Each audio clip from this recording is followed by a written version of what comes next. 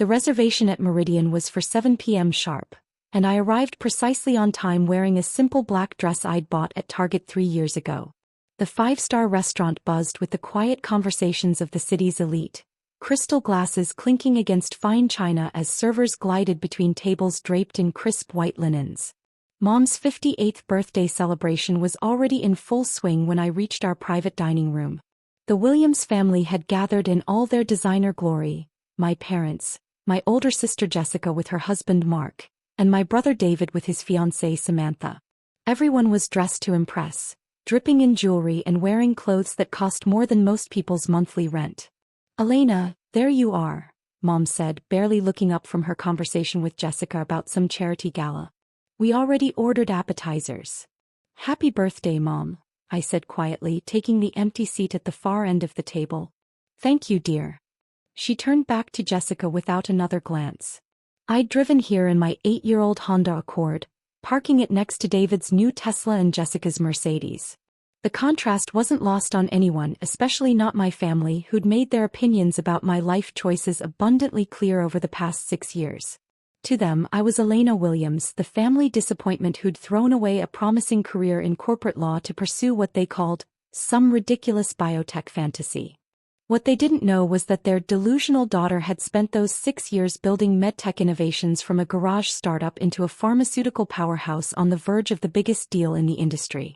"So Elena," Mark said, swirling his expensive wine, "still working on your little science project?" "Something like that," I replied, taking a sip of water. "You know," Jessica chimed in, her diamond bracelet catching the candlelight, "Mark's firm is always looking for paralegals. The pay isn't amazing, but it's steady work. Better than whatever you're doing now." I nodded politely. I appreciate the thought. Dad, CEO of Williams Financial Group, looked at me with barely concealed disappointment. "Elena, you're 32 years old. When are you going to accept that this biotech dream isn't working out?" "It's working out fine, Dad." "Fine." Mom laughed, the sound sharp and condescending. "Sweetheart, you're still living in that tiny apartment, driving that embarrassing car, wearing clothes from discount stores. You're clearly still living paycheck to paycheck." The words stung, but I kept my expression neutral. They had no idea that the tiny apartment was actually a penthouse I owned outright, paid for with the profits from my company's early patents. The old car was a choice. I preferred investing money back into research and development rather than status symbols. "Elena's always been a dreamer," David said to Samantha, as if I wasn't sitting right there. "She thinks she's going to revolutionize medicine or something." "What exactly do you do again?" Samantha asked with polite interest. "I develop pharmaceutical technologies," I said simply. "Like what?" "Making vitamins." Mark snorted. "Something like that." The appetizers arrived, oysters and caviar that cost more than most people's weekly groceries. As the family discussed their latest acquisitions and investment portfolios, I listened quietly, thinking about the phone call I'd been expecting all day. For the past 3 years, MedTech Innovations had been developing a revolutionary cancer treatment protocol that used targeted gene therapy to attack specific tumor types. The FDA trials had been extraordinarily successful, with remission rates that shattered every previous record. What made the technology truly groundbreaking was its precision. Instead of the scorched earth approach of traditional chemotherapy, our treatment could target cancer cells with surgical accuracy while leaving healthy tissue completely untouched. We'd essentially solved one of medicine's greatest challenges. 3 months ago, pharmaceutical giant Novartis Corp had approached us about licensing the technology.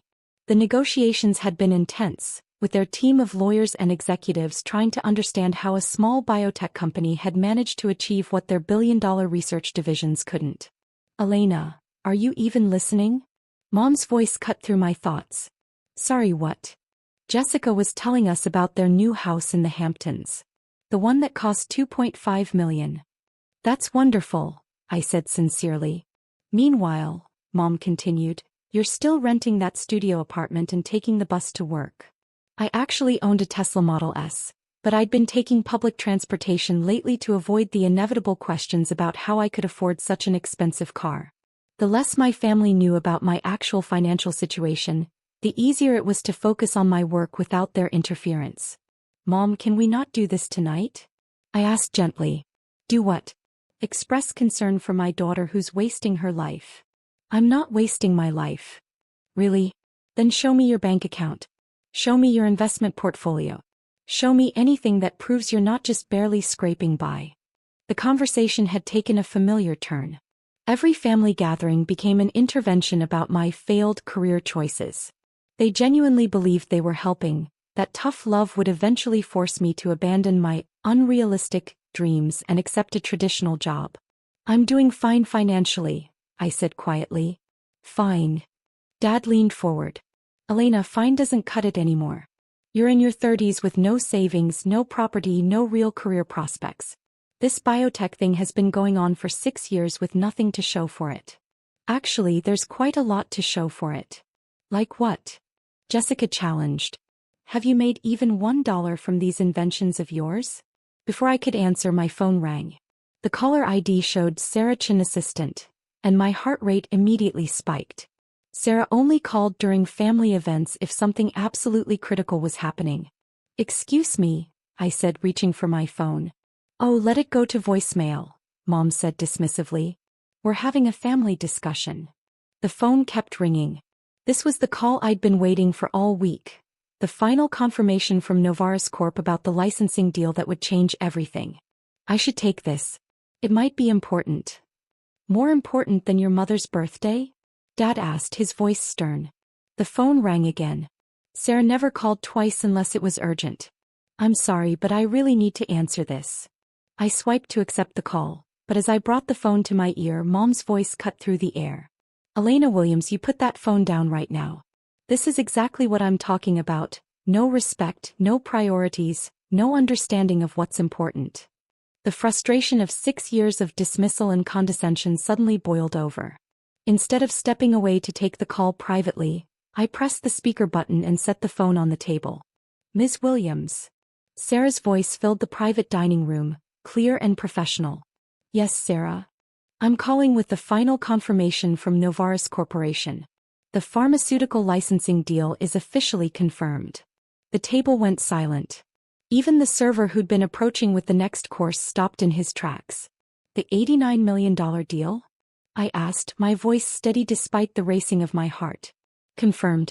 $89 million for the exclusive licensing rights to the MedTech cancer protocol, plus 15% royalties on all future sales. The contracts are ready for your signature. Mom's wine glass hovered halfway to her lips, frozen in shock. And the projection estimates? I continued.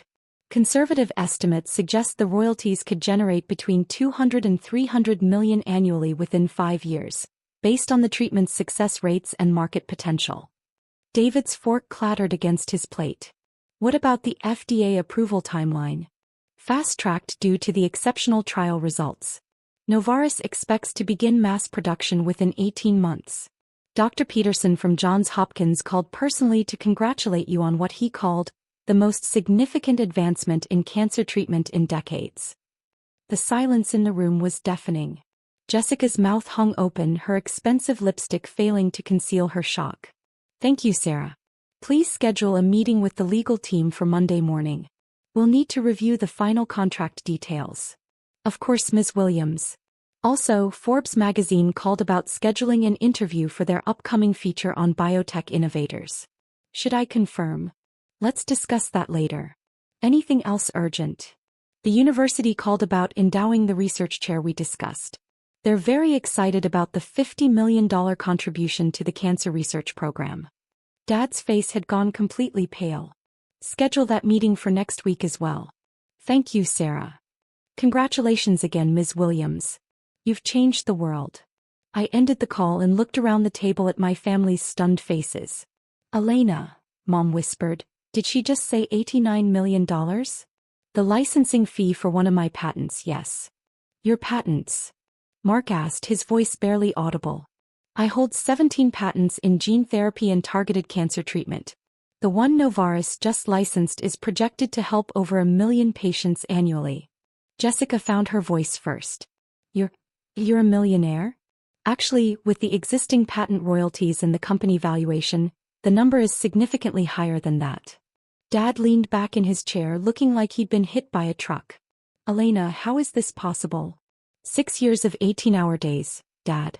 6 years of research, development, clinical trials, and FDA approvals while you all assumed I was failing. But you never said anything, Mom protested. You never asked about the actual work. You only cared that I wasn't following the traditional path you'd mapped out for me.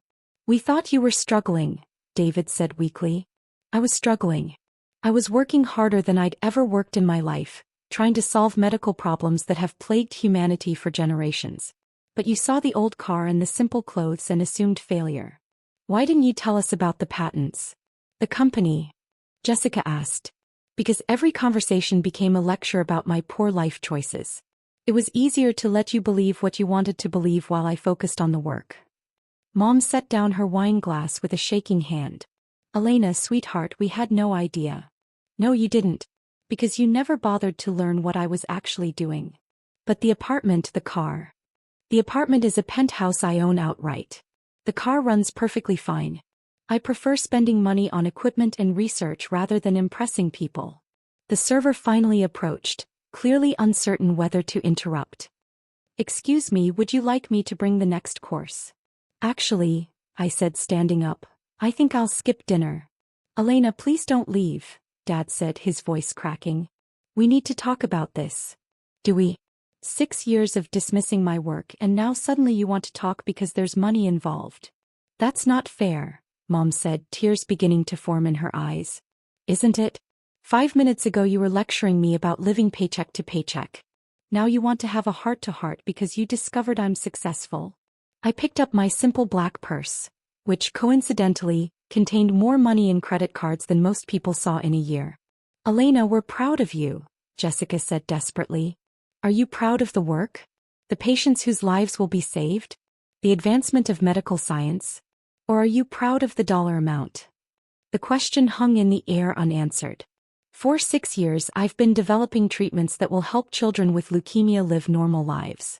I've created therapies that will give parents more time with their kids, that will turn terminal diagnoses into treatable conditions. But none of that mattered to you until you heard the price tag. Elena, please, Dad pleaded. I'm going home. Happy birthday, Mom. As I walked toward the door, Mom called out, Elena, wait. I turned back one final time. The money. Does this mean you're really okay? Financially, I mean. I smiled sadly. Mom, I just turned down a $200 million buyout offer last month because I believe keeping the company independent will help more patients in the long run.